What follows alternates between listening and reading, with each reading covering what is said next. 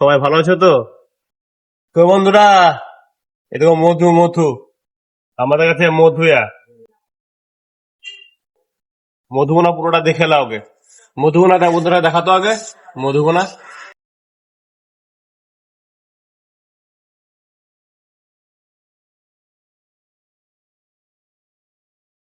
Hi guys. আমাদের মধুগুনা তো দেখলাই তো, যে আমাদের কাছে মধুয়া,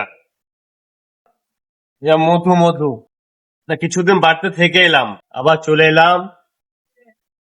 31 তারিখ আবার হিয়ারিং এর ডেট আছে, আবার মধুগুনা করে দিতে হবে হিয়ারিংটা করতে। তো বাড়ির লোকজন সব বলছিল এই কটা দিন বাড়তে থাকতে একটা সপ্তাহ।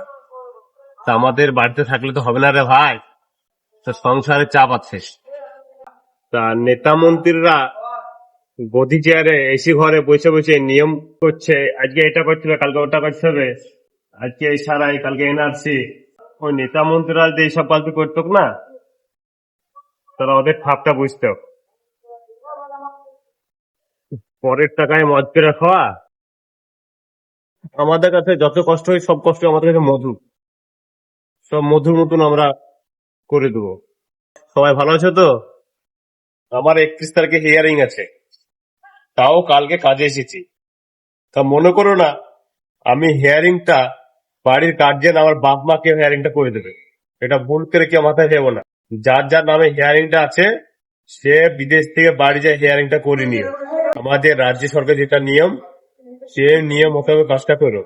এখন বলছো কিছু হবে না কিছু হবে না, পরে যখন তোমার মেন লিস্টে তোমার নামটা যখন আসবে না না, তখন বুঝতে পারবা জ্বালাটা কাকে বলে। তা বন্ধুরা, কাজটা কিন্তু সারা জীবন করতে হবে। যার যার নামে হিয়ারিং এর নোটিশ আছে, তা তোমরা তার আগের দিন কাজ বন্ধ করে বাড়ি গিয়ে হিয়ারিংটা করে আবার পুনরায় কাজে আসবা। ভুল করে বাড়িতে বললো না এভাবে আমার হিয়ারিংটা অন্য কেউ করে দেবে, এটা ভুল করে মাথায় রেখো না। ঠিক আছে, ভালো থেকো, সুস্থ থাকো।